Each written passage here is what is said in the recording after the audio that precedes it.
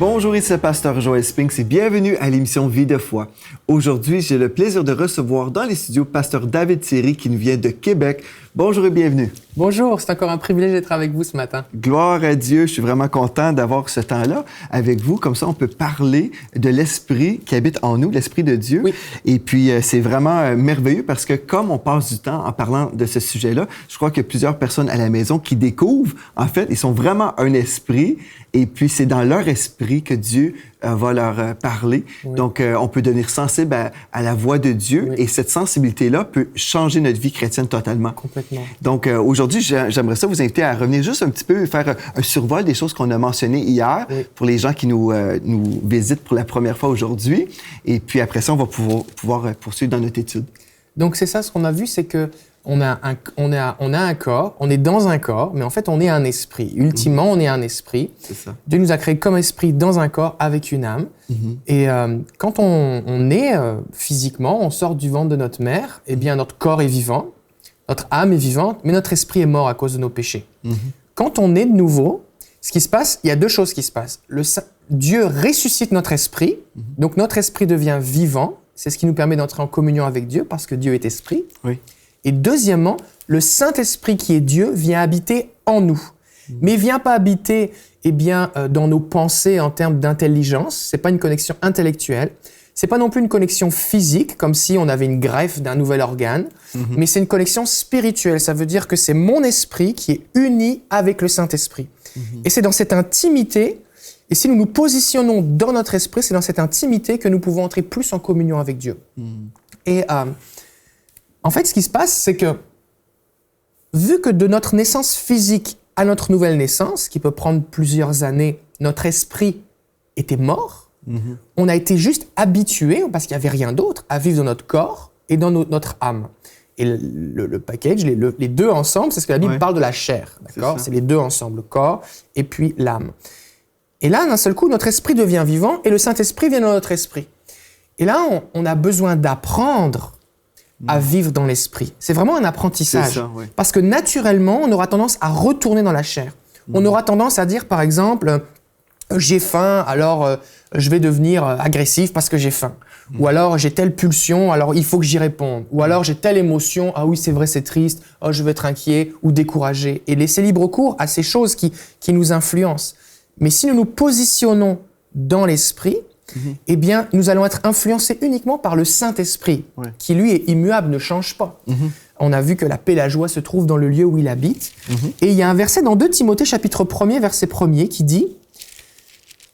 C'est Paul qui parle, et il dit « Paul, apôtre de Jésus-Christ, par la volonté de Dieu, chargé d'annoncer la vie promise par Dieu. » Et là, ici, c'est ce qui nous intéresse ce matin. « Accessible dans l'union avec Jésus-Christ. » Jésus, en mourant sur la croix, nous a donné plein de cadeaux, plein de promesses. Mais ces choses sont disponibles, elles sont là. Jésus a payé pour ces choses, et elles sont là.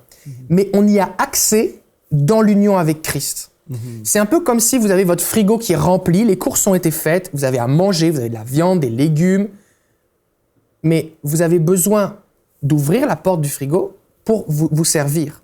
Et juste le fait de savoir que quelque chose est disponible ne va pas vous nourrir. C'est ça. Vous pouvez pas juste avoir, je sais qu'il y a à manger dans le frigo, du coup la sensation de faim disparaît. Il faut que vous ayez accès à ce qui est dans le frigo. De la même façon, les promesses de Dieu sont accessibles dans l'union avec Jésus-Christ. Comment se passe cette union ?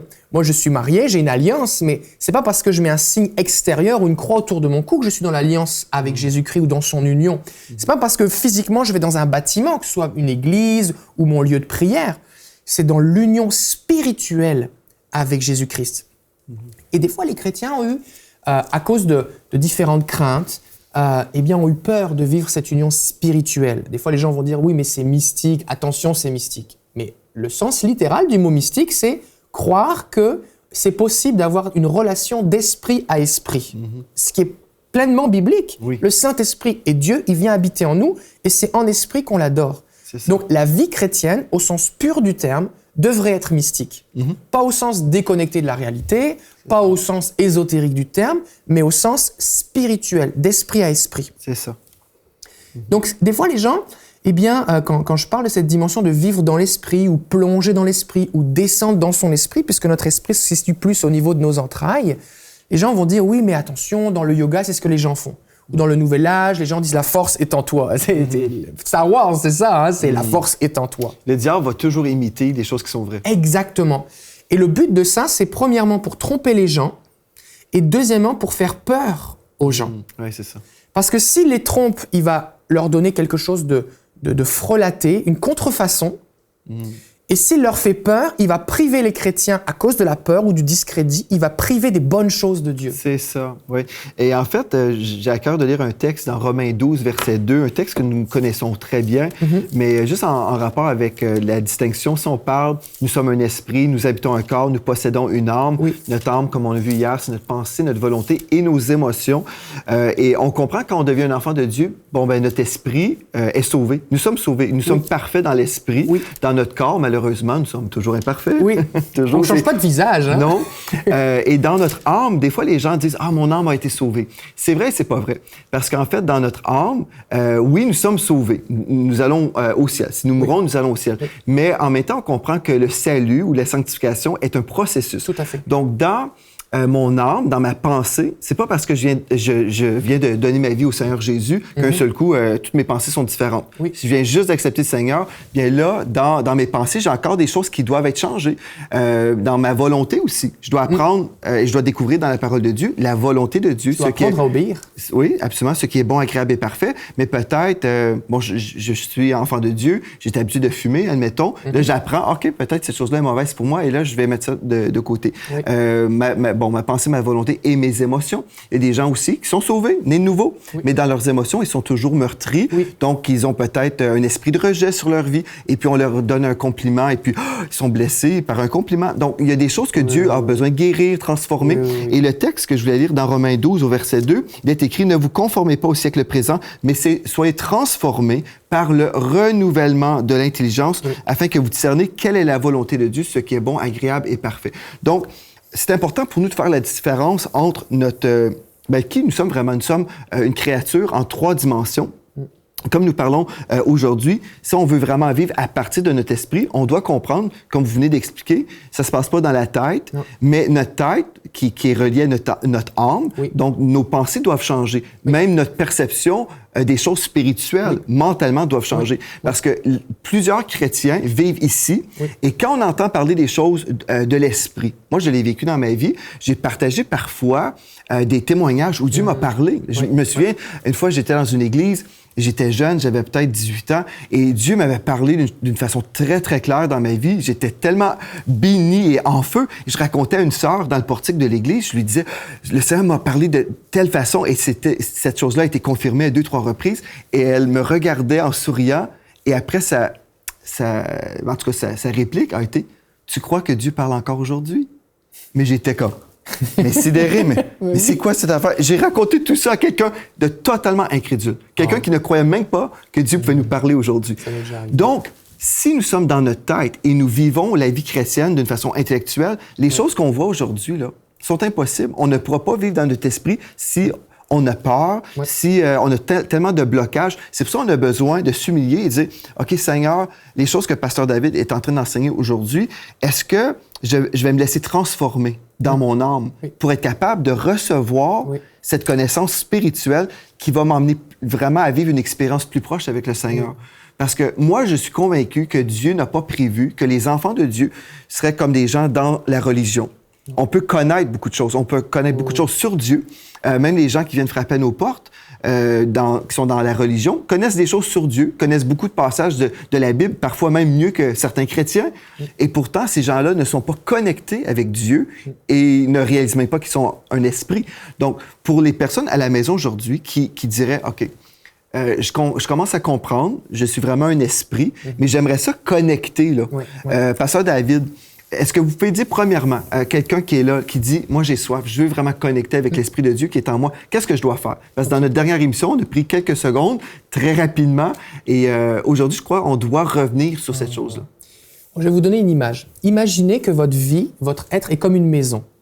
Chez moi, j'ai un étage, j'ai le rez-de-chaussée, puis j'ai un sous-sol. Bon. Imaginez que le premier étage soit vos pensées. C'est là que vous pensez. Imaginez que votre âme, eh bien, c'est ça, vos pensées, votre âme, c'est le premier étage. Votre corps, c'est le rez-de-chaussée, c'est là où il y a la cuisine, c'est là où on mange. Et puis, le sous-sol, eh bien, c'est l'esprit. Pourquoi je dis que le sous-sol, c'est l'esprit? Parce que la Bible nous dit que notre esprit se situe au niveau de nos entrailles et notre intelligence, elle est ici, d'accord? Et puis notre cœur, lui, il est entre deux. Donc, imaginez que vous invitez le Saint-Esprit à venir habiter dans votre sous-sol, mais que vous viviez au premier étage et que vous lui parlez. Vous pouvez, « Hé, Saint-Esprit, comment ça va ?» Et vous allez l'entendre. Vous allez savoir qu'il est présent, vous pouvez être reconnaissant qu'il soit présent chez vous, de l'avoir invité.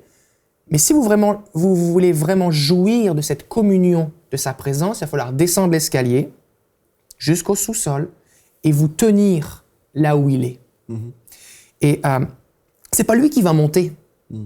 Parce que des fois, on dit, Saint-Esprit, viens, je voudrais connecter au niveau intellectuel. Mais Dieu est un esprit. Et c'est pour ça qu'il cherche des adorateurs en esprit. Donc, c'est pas le Saint-Esprit qui va passer de votre esprit à votre intelligence. C'est à vous de passer de votre intelligence à votre esprit. Et c'est là où votre intelligence va être transformée. C'est ça. Parce que maintenant, eh bien, c'est là que je vais avoir des révélations. Oui. Et donc, ces mensonges que j'avais vont être remplacés par des vérités. Et Jésus a dit, la vérité vous rendra libre. Mais je peux être plus libre seulement si je connais une vérité, mais pas une vérité générale, une vérité qui correspond à un mensonge que j'ai cru. Donc, une autre image que je peux vous donner, eh bien, la Bible dit que dans Colossiens 3.3, « Vous êtes morts et votre vie est cachée avec Christ en Dieu. » Et j'ai ici une tasse avec un sachet de sucre. Et littéralement, eh bien, là, ce que vous voyez, c'est le sachet de sucre. Donc, si je me positionne dans mes pensées, eh bien, voici ce qui est visible, c'est mes pensées. L'ennemi, c'est ça qu'il voit. Mais si je viens me cacher en Christ et que cette tasse représente Christ, on ne voit plus le sachet de sucre. Qu'est-ce qu'on voit? On voit Jésus-Christ. Et donc, cette notion de se cacher en, il y a même un verset qui parle de revêtir Christ comme un vêtement.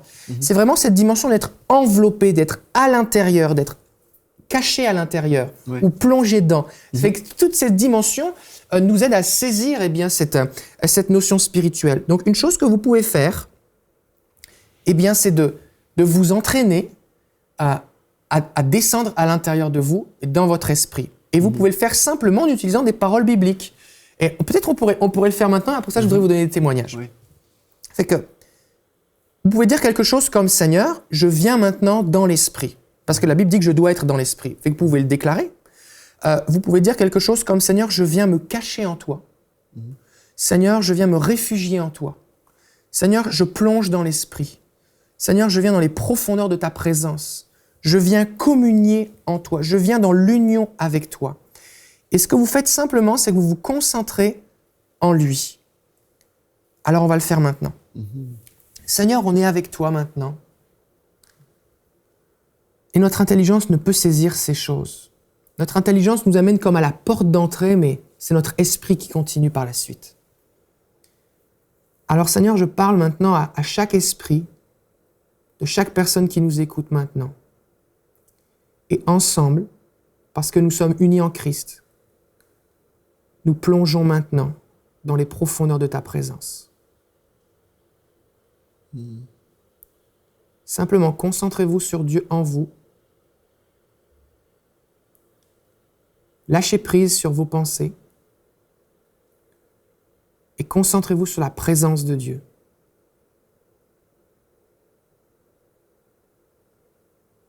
C'est un peu comme si vous descendez un escalier ou vous descendez quelque part et il y a une lumière qui est allumée dans le bas. Et plus vous vous approchez, plus la clarté augmente, plus la lumière se rapproche. Vous ne vous approchez pas d'une lumière quelconque. Vous vous approchez de Dieu qui est lumière et qui habite en vous. Merci Seigneur. Seigneur, on se cache en toi. Plus, il est possible que vous ayez une vision alors que vous descendez dans votre esprit. Concentrez-vous. Concentrez-vous sur le Saint-Esprit en vous. Plus, descendez encore. Descendez encore. Merci Seigneur. Alléluia. Et vous expérimentez une paix, pas parce que je vous le dis, c'est pas de l'hypnose qu'on est en train de faire. Pas parce que je vous le dis, mais parce que je sais que vous ressentez cette paix parce que Jésus, le prince de la paix, est en vous, et que la paix et la joie, dans l'esprit, c'est ça le royaume de Dieu. Et à partir de cette paix que vous ressentez maintenant, restez dans le même état maintenant, restez là présent, et on va continuer l'enseignement, mais restez dans cette paix. Amen. La Bible nous dit « Arrêtez et sachez que je suis Dieu ». Oui. Et dans notre société, nous sommes tellement habitués de faire, n'est-ce pas? Faire des choses. On va à l'église, on sert dans un ministère et on a réduit notre relation avec Dieu à l'activité souvent ou au service. Mais la Bible nous dit « Arrêtez et sachez que je suis Dieu ». Et comment savoir que Dieu est Dieu? Bien, on doit prendre le temps de l'écouter. Amen. Et c'est une expérience qui est spirituelle. Et c'est là qu'intervient la foi. Parce que je dois croire que Dieu est en moi. Il a donné le pouvoir de devenir enfant de Dieu à ceux qui croient, dit Jean 1,12, mais je dois croire qu'il est en moi. Ce n'est pas juste des vérités ou des choses qui sont écrites sur un écran qu'on chante le dimanche matin. C'est vraiment une vérité. Alors maintenant, je voudrais partager quelques témoignages, parce que certainement, alors que vous nous suivez dans cette semaine, vous allez faire des expériences et vous allez vous dire, mais est-ce que c'est normal ce que je suis en train de vivre? J'ai un ami pasteur qui, lorsque j'ai eu cette révélation, on a Skypé, et je lui ai dit, voici ce que je viens de vivre. Je lui ai raconté les détails, et il m'a dit, c'est bizarre, parce que, dis-moi, la semaine dernière, je vivais aussi des attaques de sorcellerie dans un endroit où il y a beaucoup de sorcellerie, et il m'a dit, le Seigneur m'a dit, regarde à l'intérieur de toi. Il dit, je ne savais pas quoi faire avec ça. Et il dit, maintenant, je comprends que à l'intérieur de moi, il y a le Saint-Esprit. Alors, on s'est dit bye.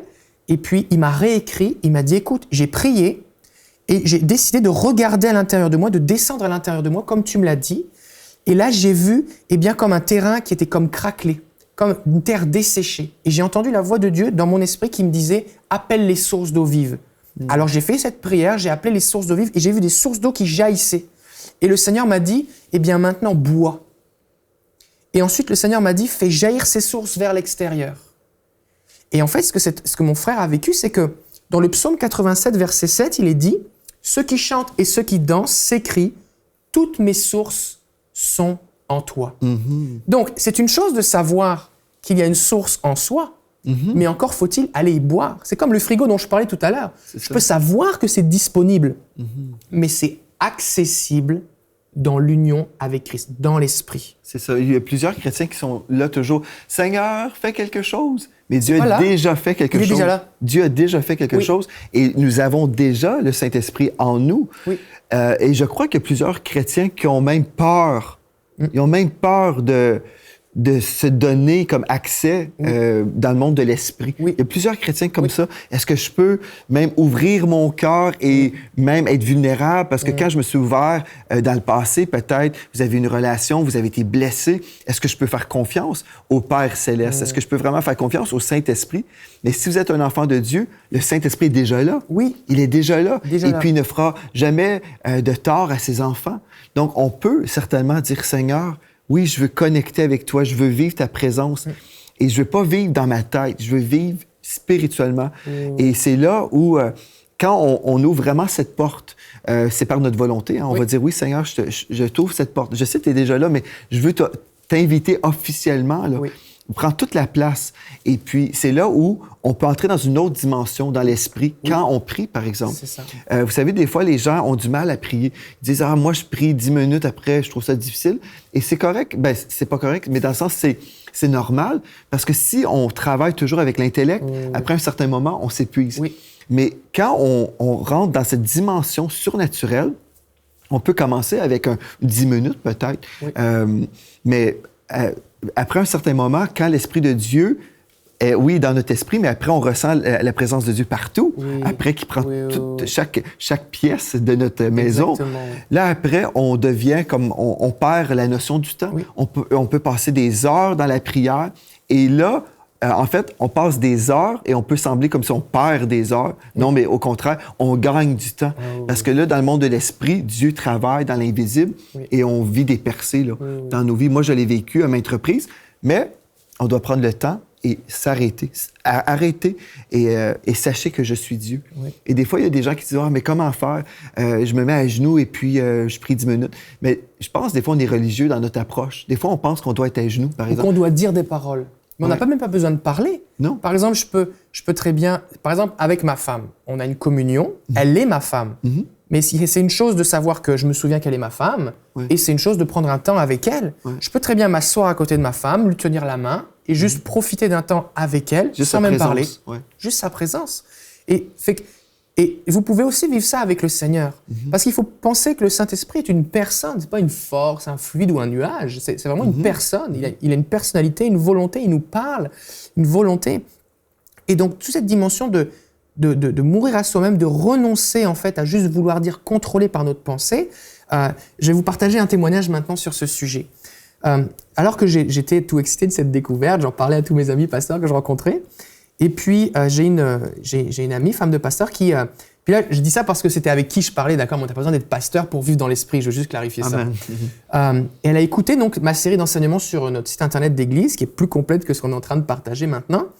Et puis, elle s'est entraînée chez elle, elle a dit « Ok Seigneur, maintenant je viens dans l'esprit », puis je faisais une prière sur l'enregistrement, puis elle a eu une vision. Et elle s'est revue petite dans un ascenseur à l'hôpital. Elle était allée visiter quelqu'un et elle avait joué comme un enfant, appuyé sur tous les boutons de l'ascenseur. Donc l'ascenseur s'arrêtait à chaque étage. Alors, bon, elle regardait la vision que Dieu lui montrait.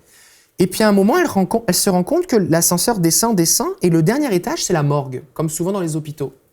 Et là, elle sent une angoisse qui vient en elle. Elle dit, mais comment ça je descends à la morgue? Et là, elle dit, Seigneur, ça peut pas être de toi. Moi, c'est quoi la morgue? C'est quoi? C'est bizarre. Et là, elle commence à paniquer. Et là, elle entend la voix de Dieu qui lui dit, mais si tu veux aller plus dans l'esprit, il faut que tu meures à toi-même. Il dit, tu es dans un processus présentement, et il faut que tu continues de mourir à toi-même. Et qui veut dire renoncer à sa vie, là. Exactement. Et là, elle me partage ça. Et là, d'un seul coup, dans ma tête, ça s'est allumé. J'ai dit, mais c'est ce que dit Colossiens 3.3. Et on l'a lu, je ne sais plus si c'était aujourd'hui ou hier, on a lu, ça dit, car vous êtes morts et votre vie est cachée avec le Christ en Dieu. Et vous voyez ici que il y a un lien de cause à effet. C'est car vous êtes morts, et on ne parle pas ici de la mort physique, mais de cette mort à soi-même, et vous êtes cachés avec Christ en Dieu. Il y a un autre verset dans Galates 2.20 qui dit, j'ai été crucifié avec Christ, et si je vis, ce n'est plus moi qui vis, c'est Christ qui vit en moi. Donc cette notion d'abandon, de renoncement à soi-même pour s'abandonner en Dieu, arrêter, reconnaître qu'il est Dieu, c'est-à-dire c'est plus moi qui contrôle, c'est-à-dire c'est toi, je viens, eh bien c'est ce qui nous permet aussi de rentrer plus dans l'esprit. Et je partage ce témoignage parce qu'il est possible que le Seigneur vous donne des visions, des expériences, des paroles, alors que vous voulez vous connecter dans l'esprit, et il peut vous révéler certaines choses qui sont comme des obstacles. Et ne soyez pas étonnés de ce que vous allez vivre, mais simplement demandez au Seigneur. Trouvez des bases bibliques et vous allez pouvoir vivre plus de bénédictions. Parce que notre relation avec Dieu, c'est une relation vivante. Donc, quand on prend le temps d'être avec Dieu, être dans sa présence, comme vous avez illustré avec votre épouse, il y a des moments où, comme vous venez de dire, on peut juste être tranquille avec le Seigneur. Et c'est là où le Seigneur va nous parler. Et cette relation vivante est une relation qui nous donne la vie aussi. Donc, s'il y a des blocages, bien l'Esprit peut nous révéler ces choses-là pour justement enlever ces choses-là qui viennent contre nous. Et vous savez, des fois, on parle de la prière et les gens s'imaginent que c'est nous qui parlons à Dieu. Et oui, on peut parler à Dieu dans la prière, mais la prière, c'est une conversation. Donc, moi, je vais parler à Dieu et Dieu va me parler.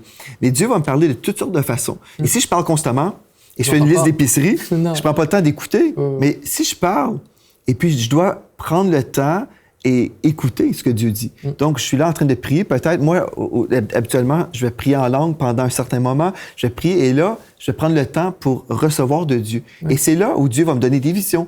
Je vais entendre une parole, une référence biblique. Des fois, même, je dis, Seigneur, j'ai tel défi dans ma vie. J'aimerais ça que tu me parles par rapport à cette chose-là. Et d'un seul coup, Dieu me donne une référence biblique que je connais pas, là. Je connais pas la référence, mais je vais là, je retrouve la référence et c'est exactement la réponse à mon besoin. Et je sais que c'est une direction parfaite parce que je l'ai entendu dans mon esprit. Et le diable peut pas me parler dans mon esprit. C'est l'Esprit de Dieu qui me parle. C'est un lieu protégé, c'est un lieu de sécurité. Il y a juste mon esprit est uni On est un seul esprit. C'est Il ça. n'y a pas de place pour que le diable se mette entre deux. C'est ça. Donc, c'est merveilleux parce qu'on a une paix, une sécurité dans notre esprit. Ouais, ouais. Et c'est merveilleux. C'est une dimension qu'on devrait vivre. Chaque enfant de Dieu ne devrait pas juste prier sa liste d'épicerie. Oui. Et dire, bon, voilà, j'ai prié mes 30 minutes aujourd'hui, voilà, je poursuis ma journée. Mais non, je vais prendre le temps avec Dieu et je vais écouter aussi sa voix. Ouais, ouais. C'est vraiment beau. J'ai un autre ami, lui, quand il a voulu plonger dans l'esprit, Oui. lui, il s'est vu comme plonger dans l'eau, comme si c'était un vrai plongeur là, dans la mer. Là, il plongeait, puis plus il descendait, plus d'un seul coup, eh bien, c'était sale, noir. Puis là, il dit, c'est bizarre, là, qu'est-ce qui m'arrive? Et puis là, d'un seul coup, il continuait de plonger, et d'un seul coup, il a dit, Seigneur, mais qu'est-ce qui se passe? Et là, il a vu comme c'était comme des bulles qui étaient dans l'eau, avec des situations, des visages de personnes qu'il avait offensées, trahies, rejetées, des gens qui avaient été méchants envers lui. Et alors, il a compris que c'était des gens à qui il n'avait pas pardonné, ou qui pensaient avoir pardonné, mais pas vraiment. Alors, il a dit, OK, Seigneur, je vais les pardonner. Alors, il a dit, je pardonne un tel, et je relâche un tel, et je pardonne un tel. Et au fur et à mesure qu'il est pardonné, eh bien, c'est comme si ces bulles remontaient à la surface. Et plus il remontait à la surface, plus ces ténèbres qui étaient là où il se trouvait, eh bien, ont disparu, s'étaient remplacées par une lumière et une paix. Mais la Bible nous dit dans Éphésiens 4:30, « N'attristez pas le Saint-Esprit de Dieu, que toute amertume, animosité, colère, calomnie, espèce de méchanceté disparaissent du milieu de vous. » Donc, alors qu'il descendait dans son esprit, le Seigneur lui a montré qu'il y avait des choses qui souillaient son esprit, ça attristait le Saint-Esprit. Et le fait qu'il pardonne, il lui a permis d'expérimenter. Et dans les jours qui ont suivi, on a prié ensemble, il avait plein de visions, Dieu lui a parlé, des révélations, des choses qu'il n'avait pas expérimentées avant. Et donc, alors que vous entrez dans ce chemin de dire, OK, maintenant je veux vivre dans l'esprit, vous allez vivre un processus aussi pour vivre plus de liberté. Persévérez, ne vous découragez pas. Donc, l'Esprit de Dieu va nous révéler des choses dans nos âmes, par exemple, qui sont nocives, des choses terribles que Dieu veut déraciner. Mais pour notre bien. Oui, pas pour nous rejeter. Attention, tu es un méchant. C'est vraiment pour dire, regarde, voici ce qui nous sépare, mets ça de côté. C'est ça, absolument. Dieu veut toujours notre bien, c'est clair. Donc, on n'a rien à perdre, on prend le temps avec le Seigneur, on prie, on cherche sa face, on demeure sensible à sa voix, et sa voix est toujours une voix merveilleuse, remplie d'amour. Et s'il nous révèle des choses, Dieu nous parle de toutes sortes de façons, par des visions, par exemple, par sa voix intérieure, par même des frères et des sœurs qui peuvent avoir des paroles pour nous. Mais de toute façon, quand on prend le temps avec lui, bien, le Seigneur veut notre bien. Et c'est à nous de dire, OK, Seigneur, je pardonne, je relâche ces choses-là, pour qu'on puisse dire, comme le Seigneur Jésus, le prince de ce monde n'a rien en moi. Et puis, on peut être totalement libéré. Vous connaîtrez la vérité, qui est Jésus, et vous serez réellement libre. Et c'est ça qu'on veut pour vous, que vous soyez réellement libre à tous les niveaux. Merci, Pasteur David, d'avoir été là. On se retrouve demain, et merci à vous également d'avoir été là. D'ici à demain, soyez richement bénis. À demain.